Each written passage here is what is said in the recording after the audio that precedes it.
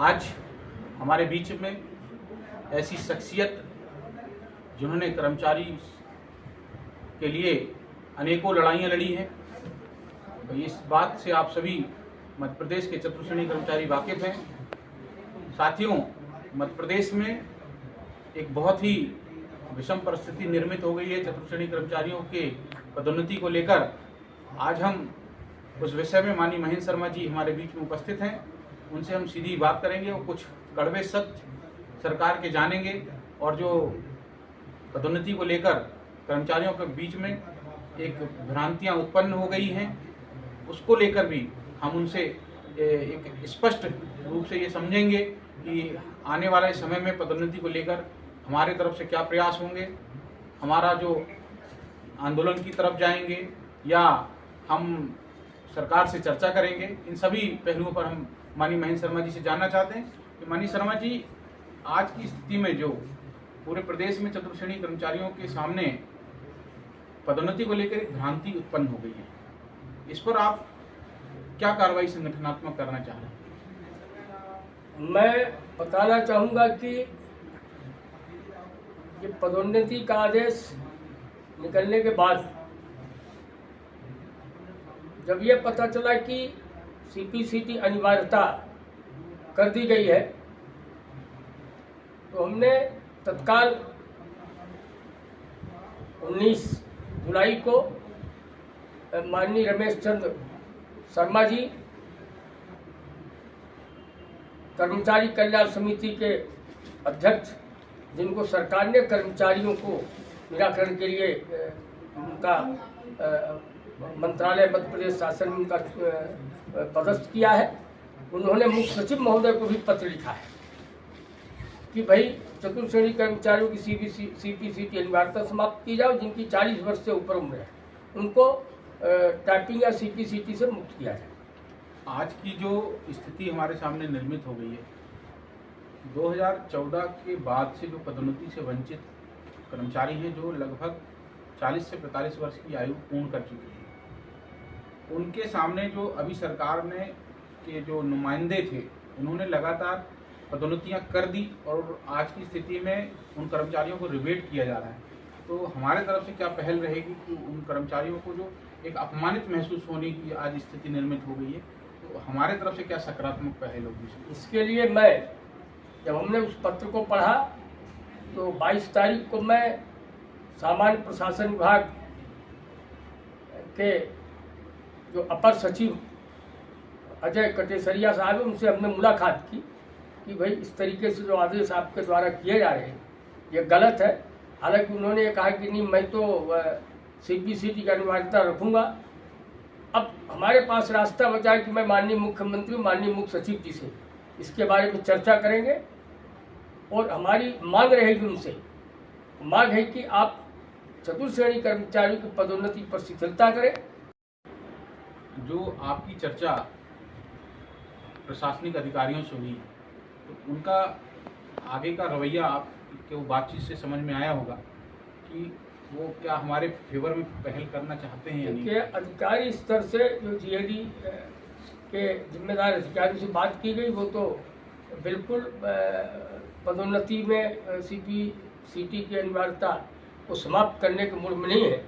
इसी से मैं माननीय मुख्यमंत्री जी से, माननीय चीफ सेक्रेटरी जी से मांग करूंगा कि इनको चूँकि 12 साल 10 साल हो गया पदोन्नति नहीं हुई है, तो लोग वैसे 45-50 वर्ष को हो गए, इस उम्र में क्या सीपीसीटी करेंगे, उनको सीपीसीटी से मुक्त किया जाए। और हमारे साथी ऐसे युवा जो पढ़े लिखे हैं, उनको भले ही आप सीपीसीटी अनिवार्य कर दें 3 साल 4 साल 5 साल के लिए, जैसे अन्य विभागों ने पदोन्नति की है और अनिवार्यता उसके लिए की है, तो निश्चित रूप से हम लोग उसके पक्षधर हैं। किंतु पदोन्नति नहीं करना, इसके लिए आवश्यकता पड़ेगी। यदि मुख्यमंत्री जी हमारे अपने संज्ञान में लेकर इस कार्य को करते हैं तो ठीक है, वरना फिर अगला रास्ता हम आंदोलन करेंगे और काम फिर भी नहीं बना तो हम हाई कोर्ट में चुनौती देंगे पदोन्नति को। क्या हमारा डेलीगेशन मुख्यमंत्री से मिलने जाएगा? बिल्कुल, मुख्यमंत्री से अपन मिलेंगे और अपन समय ले रहे हैं और मुझे विश्वास है कि बुधवार गुरुवार को हमारी मुख्यमंत्री जी से चर्चा हो जाए। क्या अभी कुछ विभागों में हमने देखा है कि डाइंग कैडर के नाम पर जो चतुर्श्रेणी के अनेक पद हैं उनको पदोन्नति से वंचित करने का जो एक प्रयास सरकार द्वारा किया जाता है, जैसे कि चिकित्सा शिक्षा विभाग है और अन्य विभाग, वहाँ पे कोटला के कई कैडर हैं। भर्ती के अलावा लोगों को पदोन्नति नहीं देने का एक प्रयास चला था। आपने अभी संचालक से भी मुलाकात करी है। आगे हम ऐसी कौन सी पहल करने जा रहे हैं कि समस्त चतुर्श्रेणी कर्मचारियों को पदोन्नति का लाभ मिल जाए? संचालक डीएमई से हमारी मुलाकात हुई है और उन्होंने कहा कि आप मुझे पत्र दीजिए, हम उनको अनुसूची में जोड़ेंगे और पदोन्नति के लाभ हम बिल्कुल देंगे। पदोन्नति मिलना चाहिए, ऐसा उन्होंने मुझसे कहा है और मैं उनकी बातों से जो बात हुई उससे मैं संतुष्ट हूँ। मैं जो अभी प्रदेश में जो कुछ वरिष्ठ साथी लोग भ्रम फैलाने की स्थिति निर्मित कर रहे हैं, उसके लिए आप क्या उनको संदेश देना चाहते हैं? प्रदेश उसके लिए जो जिला अध्यक्ष हैं, संभागीय अध्यक्ष हैं, वो कहीं ना कहीं हम सभी को देखते हैं कि हमारा नेतृत्व आने वाले समय में क्या करेगा, तो उनके लिए क्या संदेश है? हमारे जो जिला अध्यक्ष है, संभागीय अध्यक्ष है, प्रदेश के जो लाखों कार्यकर्ता है, किसी से भ्रमित बिल्कुल नहीं होंगे और न कभी हुए हैं। पहले भी ऐसा प्रयास किया गया है, भ्रमित नहीं होते। नेतृत्व पर बड़ा विश्वास है उनको और बहुत भरोसा है। जिस प्रकार से मैं प्रयास करूंगा उसी प्रकार से वो हमारे सब साथी प्रयास करेंगे और इसमें भ्रामक स्थिति की कोई ज़रूरत नहीं है और भ्रमित होंगे भी नहीं।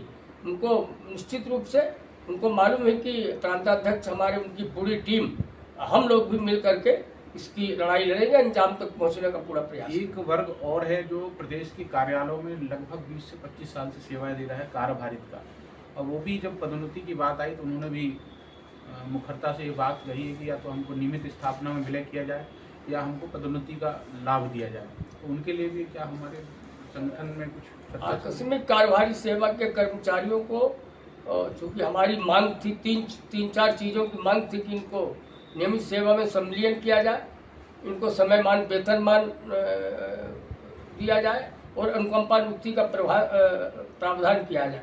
साथ ही शासकीय कर्मचारियों के बाद लीव सिलेंडर का लाभ दिया जाए। किंतु सरकार ने 2016 में अनुकंपा नियुक्ति और समयमान वेतनमान के आदेश तो जारी कर दिए, लेकिन ये दो पदोन्नति और शासकीय सेवा में सम्मिलन के लिए हमारी मांग लगातार चल रही है। देखते हैं क्या लाभ मिलता है, लेकिन आदेश ये उनके लिए नहीं है। तो पदोन्नति तो जब तक उनका शासकीय सेवा में सम्मिलन नहीं होगा तो पदोन्नति नहीं हो पाएगी। इसके लिए हम लड़ाई लड़ रहे हैं, हमारे सारे साथी जिलों में ज्ञापन भी दे रहे हैं।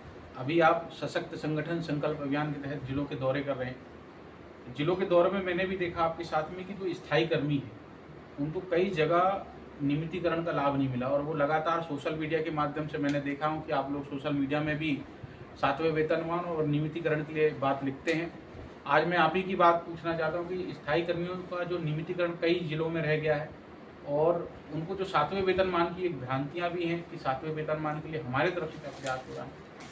उनकी मांग बिल्कुल जायज़ है और कुछ जिलों में उनको शासकीय नियमित सेवा में सम्मिलन किया गया है।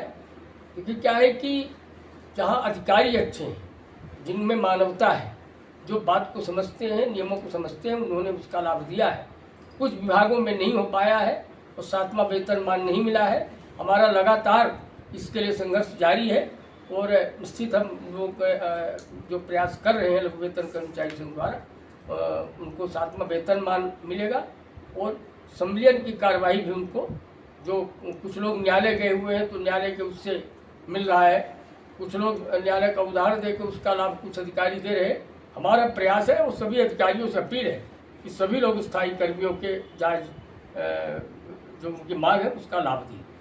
साथियों, ये थे हमारे महेंद्र शर्मा जी, आपको जिन्होंने आगामी संगठनात्मक योजनाओं के बारे में भी बताया, हमारे तरफ से जो पहल चल रही उसकी भी जानकारी दी और आगामी जो पदोन्नति को लेकर जो भी आंदोलनात्मक स्थिति होगी या सरकार से चर्चा होगी उसकी जानकारी शीघ्र ही आपको सोशल मीडिया और पत्रों के माध्यम से मिलेगी।